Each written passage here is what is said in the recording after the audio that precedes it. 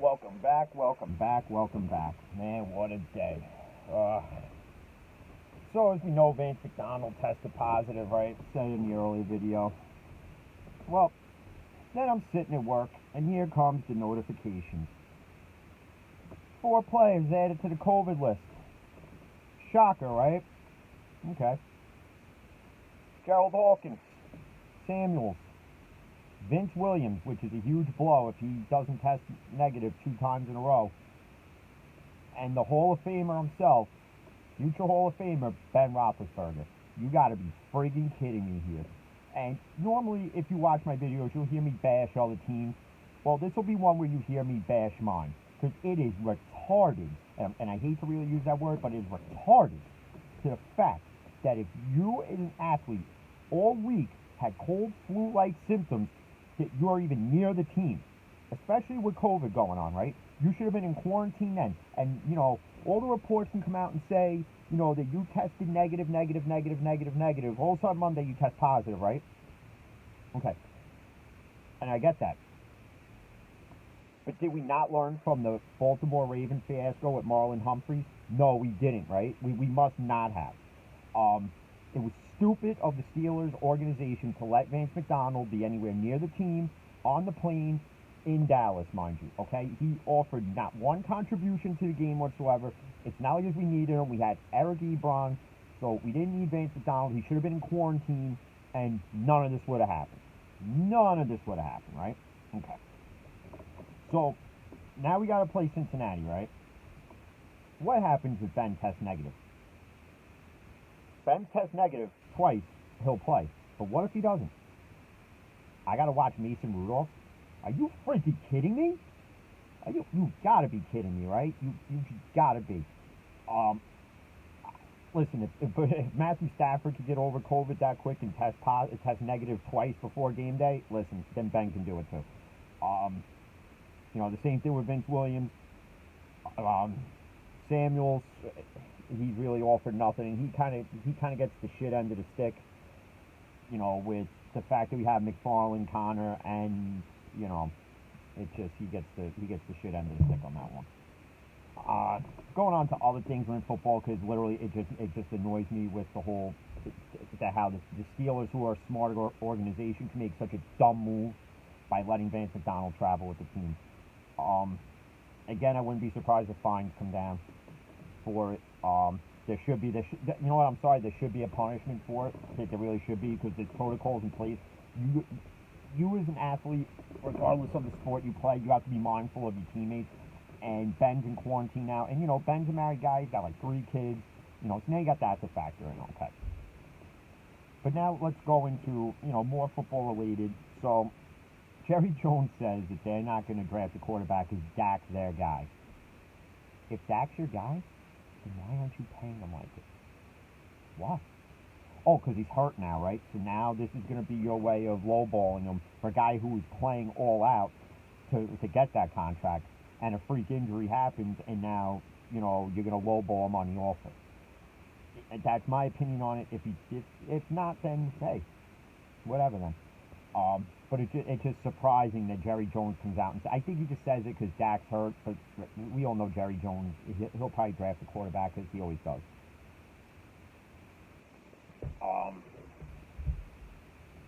They had the baseball award announcement today for Manager of the Year. My man Donnie Baseball finally got it.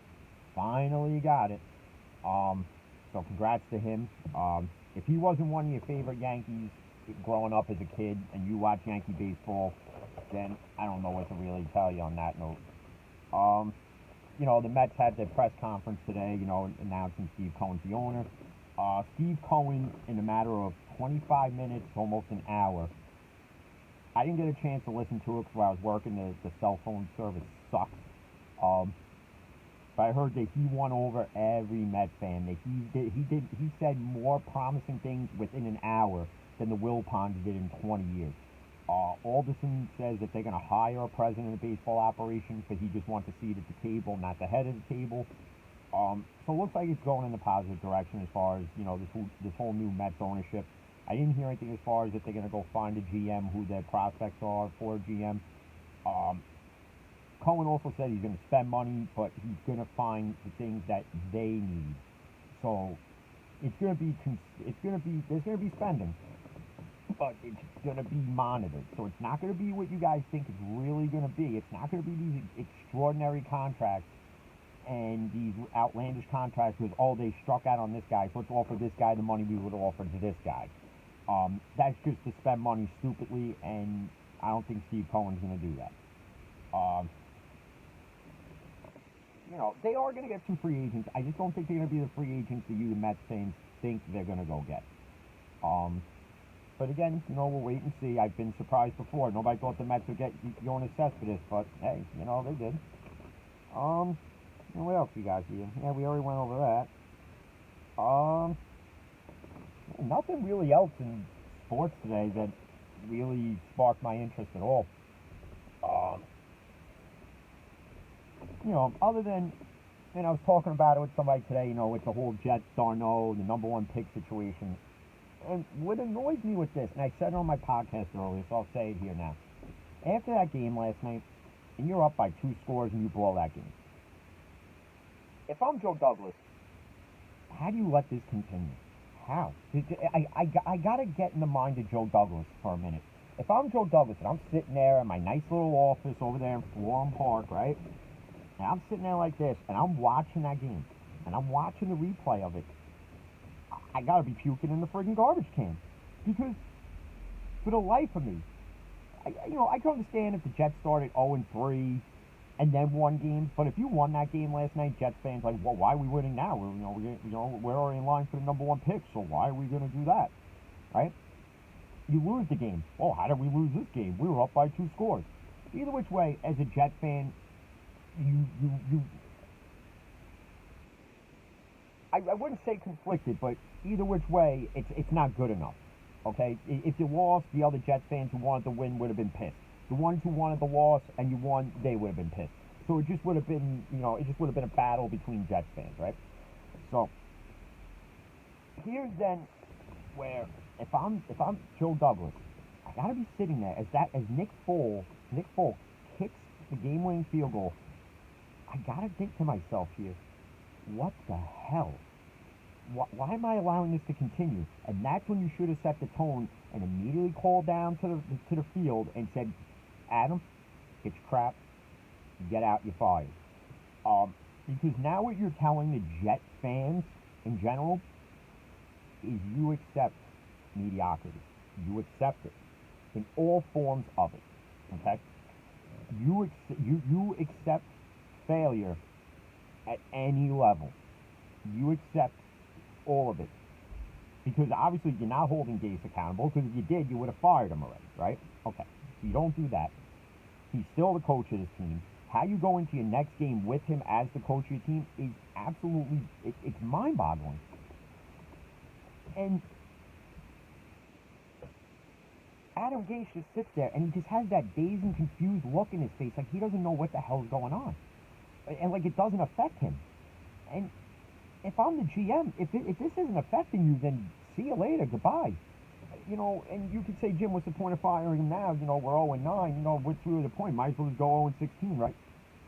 But every game that the Jets lose, you're just showing the fan base you don't care. That you're not going to set a tone. That mediocrity is fine. That playing the bare minimum is fine. That's what you're showing them. And if you're a Jets fan, how do you sit by and watch that? And you could say, well, for some, like my uncle who's been watching the Jets since God knows how long. Well, this is what we're used to. And if you're somebody like my friend Rob I went to high school with, yep, this is what I'm used to. But isn't there a point where you gotta, where Jets ownership has gotta go to Joe Douglas and say, listen, this isn't working, Joe. Adam's gotta go, like, today. And he does have to go.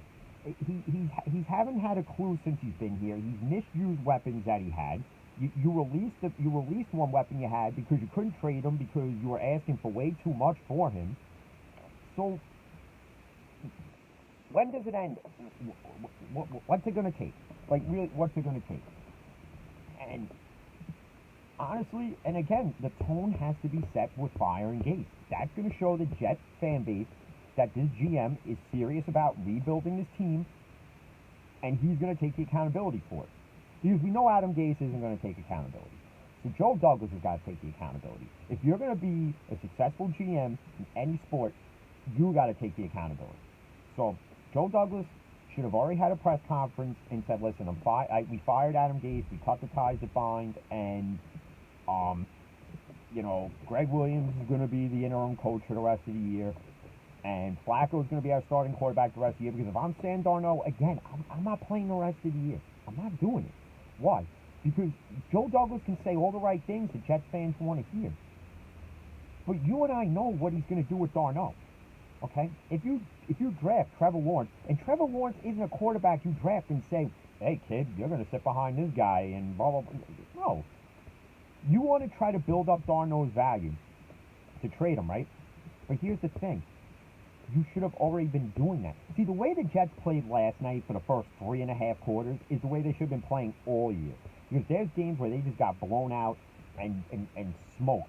All right? Let's just call it what it is. And you can't even blame this one on Mekhi Becton getting hurt, which if I'm Mekhi Becton, I don't suit up the rest of the year. Sorry. You know what? No matter what you do, no matter what you do, it's not going to help them win. And why win now anyway? Why? You might as well just throw in the towel. You know what? You should just cancel the rest of the season. Just like the initials JETS, just end this season. That's what you should just do. You shouldn't even play a game. Fire Adam Gase. Release Darnold. And be done with it. And again, you want to draft a quarterback that doesn't want to play here. Because he doesn't want to be anointed the savior. And you're not going to get Dabo Swinney. You could try. And I don't see Dabo Swinney wanting to come here either. The only way Dabo Swinney's coming here is if you offer him one hell of a contract. You got to offer him like 5 years and $75 million to come here. And then, you got to sign Trevor Lawrence, and you got to give him a good contract too. You got to go and get weapons. And, the Jets are going to have money. I think they're going to get like $80 million off the books this year. So, and they did part of that with trading Avery Williamson, and they traded another piece off to San Fran. So you got to do something. You got to do something to give hope to this fan base. For friggin' Jesus Christ, how many years now? Since the Super Bowl, you guys have done nothing. Since the '69 Super Bowl, what have the Jets done? You had 2 AFC Championship games with Rex Ryan and Buck Fumble Sanchez. Come on. It's just like every decade, you guys can't seem to fix it. It's utterly insane. How do you continuously, as an organization, let this be? And then you wonder why fans don't want to renew season tickets. And then you open MetLife and you charge these ridiculous PSL fees for what? To watch a team suck? If I was a Jets fan, I'd have to pay somebody to take my season tickets if I had them. That's how bad it is. Joe Douglas, it starts with him. It starts with the Johnson brothers. The three of them got to get together and go, "Listen, we got to get rid of Adam Gase. We got to do this, we got to do that. We'll have all this money come out the books. You got to start literally preparing for next season now. Who are you going to get? Who are the free agents? Who are we going to draft? You got to start preparing now for next year. You might as well be ahead of the 8 ball in that process than behind it again as the usual. Or, you could start Flacco the rest of the year. And maybe Flacco helps you win 2-3 games. But even then, what's the point? Because then say hypothetically the Jets win 2, 3, 4 games, right? Let's just say. And you don't get the number 1 pick. Now that's what you get. "Oh, I can't believe we won 4 games. Oh, what the hell? Oh, now we don't get the number 1 pick. Great job, Joe Douglas," right? And a GM position and a head coaching position, no matter what position within upper management in any sport, you're never going to win, no matter what you do. You can go out and get the best free agent. Well, why didn't we get the second best free agent with him? Okay, it happens. But the Jets got to figure it out, and they got to figure it out soon, because otherwise the Jets the Jets organization, not going to have a fan base left. What are you going to have there? What are you going to have left? Who's going to root for you? Who's going to root for you? Nobody. Nobody's going to root for you. Nobody. I don't get how Jets fans have stuck around this long. The Jets fans rooting for the Jets and hoping they win is like hoping that a marriage lasts more than 5 years now. It's insane. Eventually, just get a friggin' divorce. Christ Almighty. Like, I'm not even a Jets fan, and I feel bad for them. I feel bad for certain Jets fans. I don't feel bad for all of them. I feel bad for some who've had to watch this crap for 20 plus years of their friggin' lives. I don't get. Again, I don't get how Gase. I don't get how you go into the next game with Adam Gase as your head coach. I really do not understand how you allow that to happen. You know, and I said in my podcast earlier, which is on Spotify and Pocket Casts, and if you download the Anchor app, you can listen on there too. All free, of course. I don't do none of that pay for nonsense.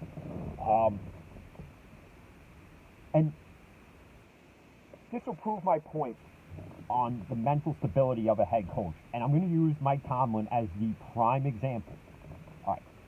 Mike Tomlin inherited Bill Cowher's Pittsburgh Steelers, right? And you could say, well, you know, two different franchises, two different players, and blah, blah, blah, whatever, right? Okay. Here's the difference. Mike Tomlin could have inherited that team and had sucked for 14 years. Okay? But what has Mike Tomlin done for 14 straight years? He's never had a losing season. Okay? Even going 8-8, still not a losing season in 14 years, which is tied like Marty Schottenheimer for the most so far, right? Adam Gase and Joe Douglas inherited whoever the GM was before Douglas, I forget his name, Mike McCagnon, okay? You inherited everything he drafted. So Darno, you inherited Le'Veon Bell, who he signed, okay? You didn't know how to use any of them. So that's your excuse is, oh, well, we inherited all this. Well, so did Mike Tomlin, and Mike Tomlin produced. So it shows you that it can be done. And Mike Tomlin's not the only coach to inherit somebody else's team and win. Andy Reid inherited the Chiefs, and look what happened. Doug Peterson inherited the Eagles, and look what he did.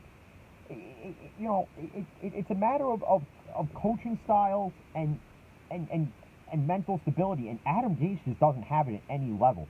To call him an offensive guru is asinine, and anyone who thinks he is, I'm sorry, you simply I don't even know what you're on, but it's good. And and it's funny because everyone gives Mike Tomlin all this crap about how he should have been fired. I don't know why he's around. Last year especially. Mike Tomlin sucks. You gotta get rid of Mike Tomlin. But the guy keeps winning. See, Adam Gase doesn't know how to stare adversity in the face and adapt and overcome, and Mike Tomlin knows how to. That's the difference. Mike Tomlin went 8-8 with two crappy quarterbacks. Okay? You have Sam Darnold, and Jets fans, you could criticize Darnold, and yeah, you have to put someone to blame on him, but it all doesn't fall on him. Same thing in New York. Everybody puts all the blame on Daniel Jones, but it's not all Daniel Jones' fault. His offensive line only protects him a quarter of the time. You need at least 2 to 3 seconds to get that ball away. He's got to get it away in like a tenth of a second. How do you expect the kid to how do you expect the kid to produce? He can't. Especially with Andrew Thomas protecting him. Right. My friggin' dog can protect friggin' Daniel Jones better than him, and he's a friggin' little runt chewing, annoying little piece of crap. Come on. Get real. Quarterbacks are always going to get the blame, right? They always have to inherit some of the blame. Because it does fall on them, they're the captain of the offense, and they got to make sure everything, falls in line. But you can't blame it all on the quarterback. And Daniel Jones gets a bad rap at times. Darnold does too. And they're both in really you can't win situations. Daniel Jones is a little bit more of in a better win situation because at least he has weapons around him. For as special as Gettleman is, he actually attempted to put something around Jones. But I wouldn't trust him to do the 2021 draft, and I don't even see how he's the GM at the end of the year. And in speaking with the Giants, they released one of their draft picks from I think a year or two ago. Actually, I think it was in the Daniel Jones draft, and then they reactivated Will Hernandez for the offensive line, and Pettis they activated. which goes to tell you Golden Tate's days in a Giants jersey are numbered at this point. I wouldn't be surprised between now and Thursday you hear that he's waived. And if I'm any team that's in the wild card hunt, I would sign Golden Tate. But a lot of what's going to irk people away from doing it, some teams, is this recent incident. With his wife voicing her frustrations about his role in the team, and and again, you could do all that, but she needs to. I don't know if she realizes or not, but NFL teams have these policies and rules when it comes to criticizing the team your significant other plays on. And Golden Tate paid the price for it, and he's going to pay the ultimate price by probably being released. That's something Golden Tate should have went to Joe Judge, and he should have went to Gettleman, and he should have went to ownership and said, listen, if I'm not going to have a role in this offense, could you trade me? Could you release me? Could you waive me? Can you do something? If he had done that, that's the way, honestly, it should have been handled. If he had done that, that would have made it a little bit easier. You pretty much put the ball in Joe Judge's hands at this point when your wife starts ranting and you start throwing your little tantrum with your TV celebration and, in the way you handled it. You put the ball in his hands, and Joe Judge did the right thing. He benched you, told you not to travel with the team, and he made you practice with the practice squad. If you don't see the writing on the wall as a Giants fan that Golden Tate is as good as gone, even after signing Pettis, then just don't get mad when it happens. And I know Giants fans are there, oh, he's a good receiver, why did we get rid of him, blah, blah, blah, blah. Oh, so what if his wife bitched him on, it's Daniel Jones' fault to Golden Tate's ball. Yeah, part of the times it is Daniel Jones' fault because he doesn't know how to read the field fully.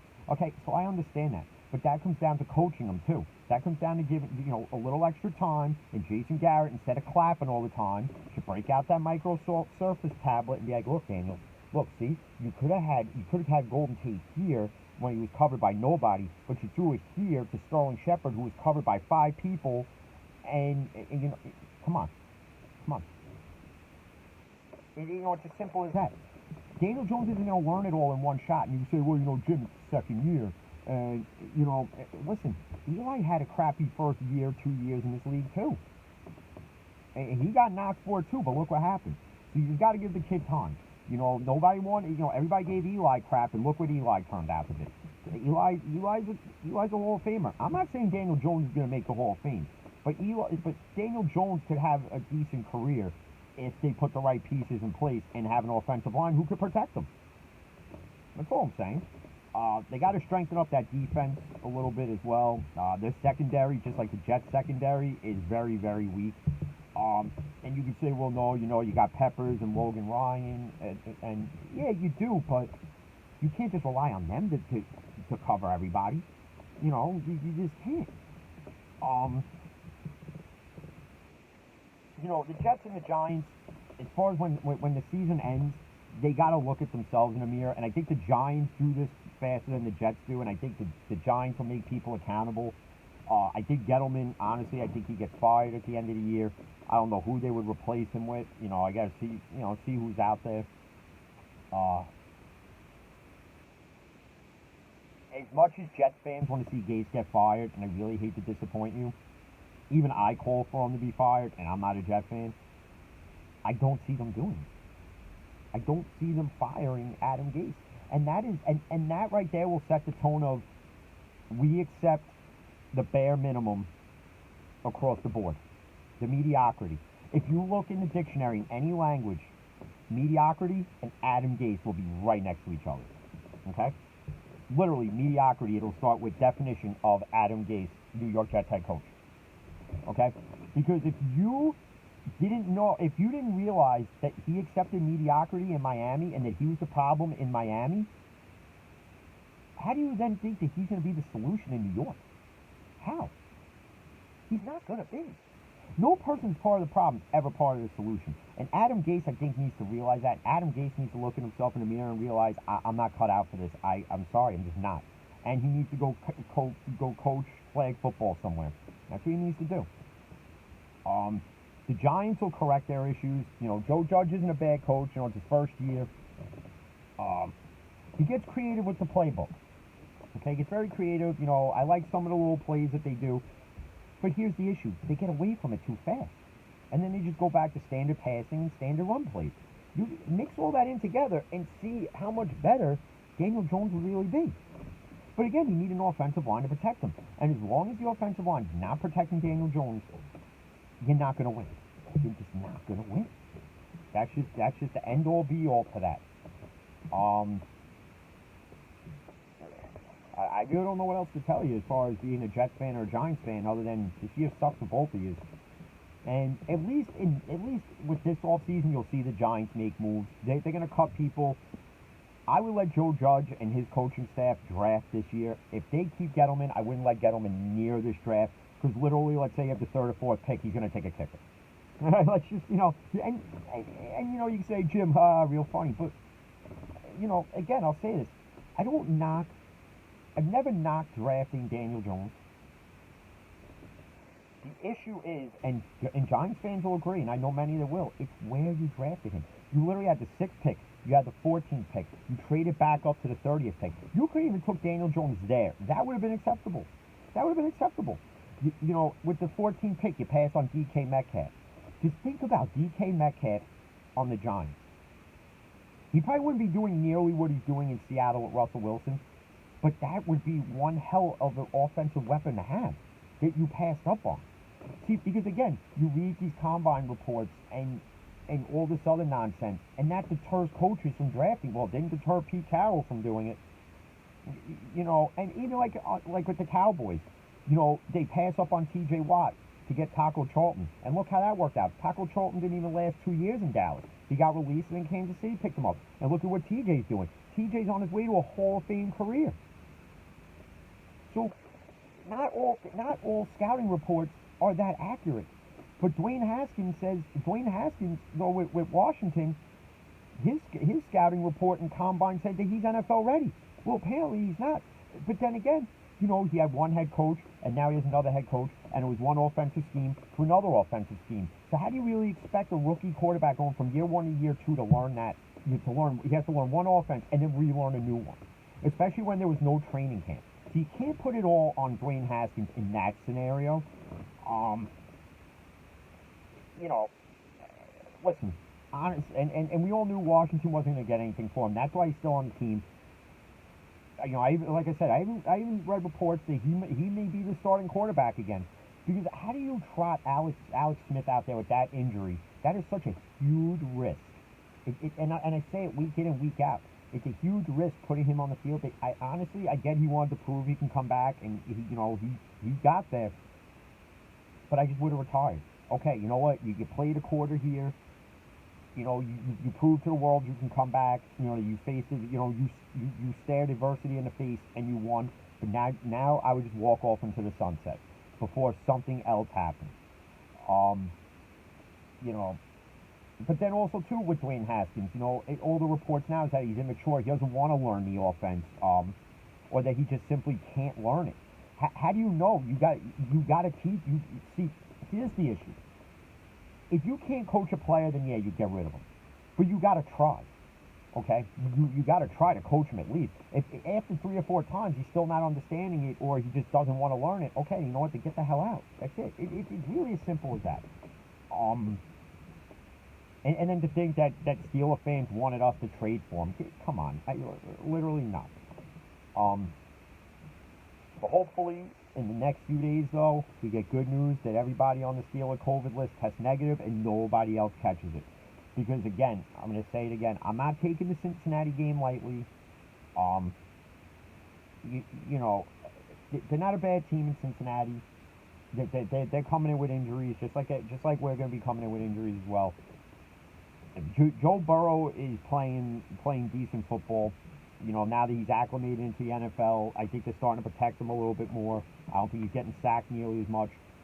I don't take the game lightly, especially later in the season. Now you can't take any of these games lightly, and everybody can say, well, it's cupcake schedule because you play the Bengals, you play the Redskins, you play the Bills, you play this team, you play the Ravens, and then we end it with the Browns, okay? None of these games I'm going to take lightly, okay? And again, as a Steelers fan, none of these games are going to be one of those where you can just sit back and enjoy it. You're literally going to be sitting there with every feeling on God's green earth. It's just how a Steeler game is. You know, you can ask anybody who watched the Steeler Cowboy game with me Sunday. You know, I'm literally up, down, kneeling, praying, rolling around the floor. You name it, I'm doing it.